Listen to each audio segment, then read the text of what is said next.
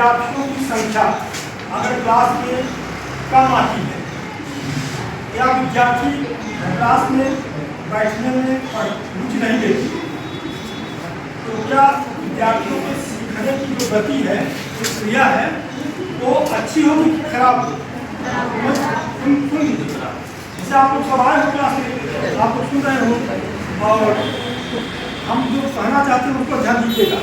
विद्यार्थी क्लास में नहीं आ रहे हैं, अगर आ रहे हैं तो पूरा क्लास भरा हुआ है, हम किताब ले लिए और किताब को पढ़ते चले जा रहे हैं, उसका सलूशन पढ़ दिए, अगले का सलूशन पढ़ दिए, अगले का पढ़ दिए, तो सब सारा उत्तर सही सही हम पढ़ रहे हैं, हमारे पास कोई कारण नहीं। हम आपकी क्या है, टीचर हैं, आप सब भरा हुआ क्लास है, इस भरे हुए क्लास में मान लीजिए कि हम कोई भी चीज़ पढ़ा रहे हैं, उदाहरण के लिए कोई एक विषय दे दिया और हमने कहा कि चलो तुम लोग काफी खोलो लिखो, और हम बोलना शुरू कर दिए हैं, एक पेज लिखा दिए, दूसरा प्रश्न लिखा दिए, तीसरा प्रश्न लिखा, 4 लिखा, 50 बच गई और हमने काफी अपनी किताब लिया वापस चले गए।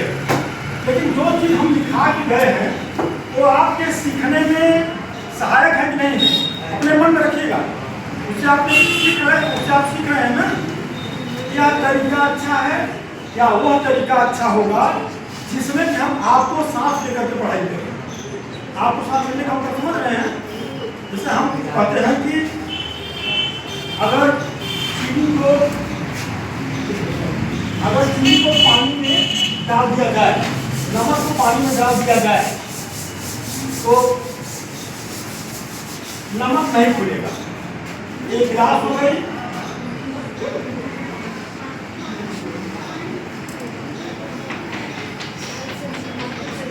गिलास हो गई, इसमें हमने कुछ नमक या चीनी जो कुछ करके डाल दिया, ये गिलास का पानी है और हम कह रहे हैं कि इसमें अगर पानी में नमक डाल दिया जाए या चीनी डाल दी जाए तो यह घुलेगा नहीं। लिखो तुम लोग कॉपी में कि अगर किसी भी बर्तन में या किसी भी पार्ट में कोई नमक, पाउडर, चीनी डाल दी जाती है तो उसमें विलीन नहीं होता।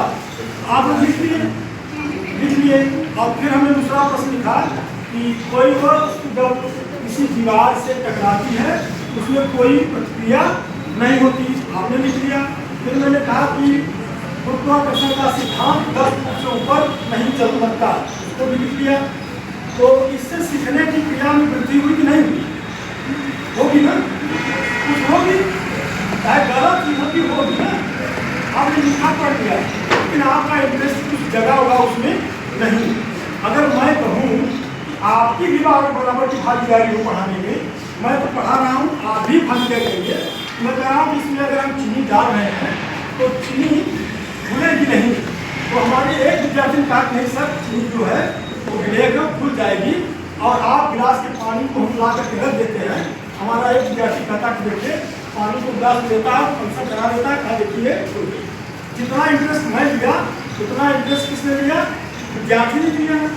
तो इससे सीखने की क्रिया ज़्यादा होगी कि केवल लिख लेने से सीखने की क्रिया ज़्यादा होगी?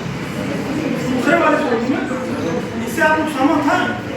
इतने लोग नहीं सहमत, इतने को हाथ लोग नहीं सहमत। तो कक्षा में शिक्षण कार्य में आपकी भागीदारी जरूरी है कि नहीं जरूरी है? जरूरी है ना। जब हम क्लास में आकर के केवल रीडिंग लगा देते हैं, पढ़ा देते हैं और आप लिखते हुए चले जाते हैं, लेकिन जब हम पढ़ाते हुए आपको बताते हैं कि ताजमहल को शाहजहां ने बनवाया, कहाँ से पत्थर आया, तो हम दिखा देंगे काफी में कि राजस्थान के मकराना से पत्थर आया, आगरे में ताजमहल बना, शाहजहां ने बनवाया, किसके लिए बनवाया, दिल्ली की याद में बनवाया, तो आप काफी लिख लेते हैं। और जब हम आपसे उसका दूसरा स्वरूप बदल देते हैं, आइए पूछते हैं कि ताजमहल में जो पत्थर लगाया गया है, जो संगमरमर लगाया गया है, उसका कलर क्या है? तो आप लोग बताइए। तो जब आप लोग बताते हैं, जब कोई चीज़ एक क्रास होती, क्रास तो एक तरफ काटती है तो दिमाग मानस पटल में अपनी छाप देर तक छोड़ती है, वो हमको याद रहती है। तो कक्षा में टीचिंग करना, कक्षा में पढ़ाना तभी सब कक्षाओं का उपयोग होता है जब शिक्षक के साथ साथ शिक्षार्थी भी बराबर का भागीदार हो। जितना हम बोले उतना वो भी बोले, जितना तर्क हम दे उतना हम तक वो भी दे। अगर मेरे तर्क या मेरे पढ़ाने के तरीके में कुछ कमी है तो उसको बिना किसी झिझक के तो हमसे बोल सकता है कि सर इसमें ये चीज़ सुधरनी चाहिए। तो लर्निंग कहाँ से होगी? इसमें होगी ज़्यादा कि लिखने में होगी? इसमें होगी और नेचुरल है। तो यह काम बच्चों की भागीदारी होनी चाहिए।